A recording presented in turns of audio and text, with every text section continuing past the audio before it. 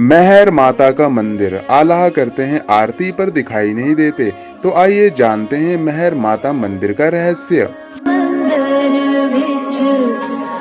मध्य प्रदेश के जबलपुर जिले में मेहर की माता शारदा का प्रसिद्ध मंदिर है। मान्यता है कि शाम की आरती होने के बाद जब मंदिर के कपाट बंद करके सभी पुजारी नीचे आ जाते हैं, तब यहाँ मंदिर के अंदर से घंटी और पूजा करने की आवाज आती है।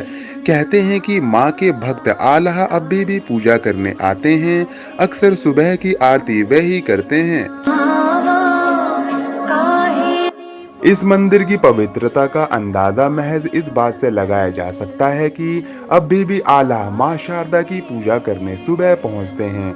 मेहर मंदिर के महंत पंडित देवी प्रसाद बताते हैं कि अभी भी मां का पहला श्रृंगार आल्हा ही करते हैं और जब ब्रह्म मुहूर्त में शारदा मंदिर के पट खोले जाते हैं तो पूजा की हुई मिलती है। इस रहस्य को सुलझाने हेतु वैज्ञानिकों की टीम भी डेरा जमा चुकी है, लेकिन रहस्य अभी भी बरकरार है।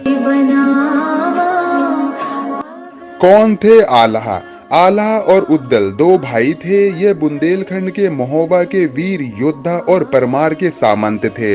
कालिंजर के राजा परमार के दरबार में जागनिक नाम के एक कवि ने आल्हा खंड नामक एक काव्य रचा था।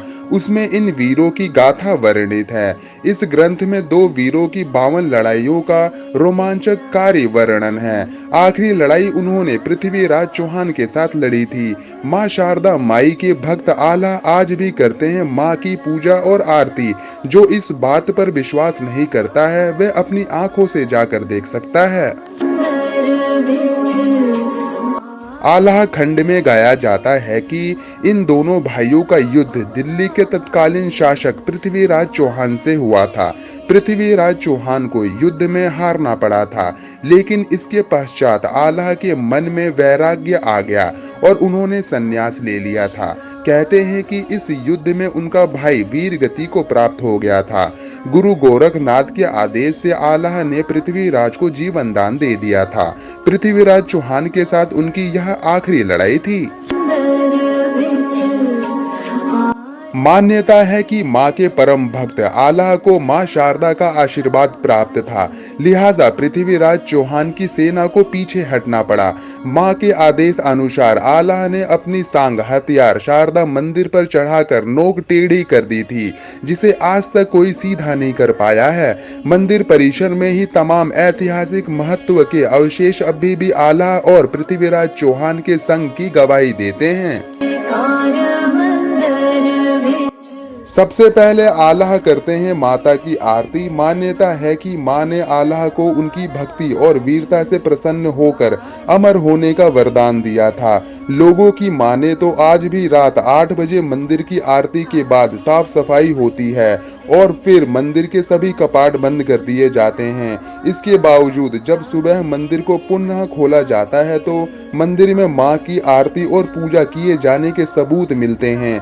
आज भी यही मान्यता है कि माता शारदा के दर्शन हर दिन सबसे पहले आल्हा और उद्दल ही करते हैं। बुंदेली इतिहास में आल्हा उद्दल का नाम बड़े ही आदर भाव से लिया जाता है। बुंदेली कवियों ने आल्हा का गीत भी बनाया है, जो सावन के महीने में बुंदेलखंड के हर गांव गली में गाया जाता है। जैसे पानीदार यहाँ का पानी आग, यहाँ के पानी में शौर्य गाथा के रूप में गाया जाता है। यही नहीं, बड़े लड़ैया मोहबे वाले खनक खनक के बाजी तलवार आज भी हर बुंदेलों की जुबान पर है। मध्य प्रदेश के सतना जिले में मेहर तहसील के पास चित्रकूट पर्वत पर स्थित माता का इस मंदिर को मेहर देवी का शक्ति पीठ कहा जाता है। मेहर का मतलब है माँ का हार। माना जाता है कि यहाँ माँ सती का हार गिर गया था, इसीलिए इसकी गणना शक्ति पीठ में की जाती है। करीब 1063 सीढ़ियाँ चढ़ने के बाद माता के दर्शन होते हैं। पूरे भारत में सतना का मेहर मंदिर माता शारदा का अकेला मंदिर है। कहते हैं कि दोनों भाइयों ने ही सबसे पहले जंगलों के बीच शारदा देवी के इस मंदिर की खोज की थी। आल्हा ने यहाँ 12 वर्षों तक माता की तपस्या की थी। आल्हा माता को शारदा माई कहकर पुकारते थे, इसीलिए प्रचलन में उनका नाम शारदा माई हो गया। इसके अलावा यह भी मान्यता है कि यहाँ पर सर्वप्रथम आदि गुरु शुक्राचार्य ने 9वीं 10वीं शताब्दी में पूजा अर्चना की थी। माता शारदा की मूर्ति की स्थापना विक्रम संवत द्वारा 559 में की गई थी। महर का नाम कैसे पड़ा, तो आइए जानते हैं। जनसूत्रियों के आधार पर यह कहा जा सकता है कि महर नगर का नाम मां शारदा मंदिर के कारण ही अस्तित्व में आया था। हिंदू श्रद्धालु जन देवी को मां अथवा माई के रूप में परंपरा से संबोधित करते चले आ रहे हैं। माई का घर होने के कारण पहले माई घर तथा इसके उपरांत इस नगर को महर के नाम से संबोधित किया जाने लगा। एक अन्य मान्यता के अनुसार भगवान शंकर के तांडव नृत्य के दौरान उनके कंधे पर रखे माता सती के शव से गले का हार त्रिकुट पर्वत के शिखर पर आ गिरा। इसी वजह से यह स्थान शक्ति पीठ तथा नाम माई का हार के आधार पर महर के रूप में विकसित हुआ। विंध्य पर्वत श्रेणियों के मध्य त्रिकुट पर्वत पर स्थित इस मंदिर के बारे में मान्यता है कि मां शारदा की प्रथम पूजा आदि गुरु शुक्राचार्य द्वारा की गई थी। महर पर्वत का नाम प्राचीन धर्म ग्रंथ महेंद्र में मिलता है। इसका उल्लेख भारत के अन्य पर्वतों के साथ पुराणों में भी आया है। मां शारदा की प्रतिमा के ठीक नीचे के ना पढ़े जा सके शिलालेख भी कई पहेलियों को समेटे हुए हैं। सन 1922 में जैन दर्शनार्थियों की प्रेरणा से तत्कालीन महाराजा ब्रजनाथ सिंह जुदेव ने शारदा मंदिर परिसर में जीव बलि को प्रतिबंधित कर दिया था।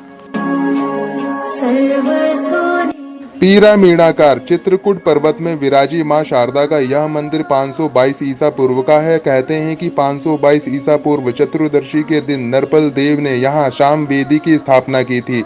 तभी से चित्रकूट पर्वत में पूजा अर्चना का दौर शुरू हुआ। ऐतिहासिक दस्तावेजों में इस तथ्य का प्रमाण प्राप्त होता है कि सन 1922 ईसा पूर्व चैत्र कृष्ण पक्ष की चतुर्दशी को नरपल देव ने शाम वेदी देवी की स्थापना की थी।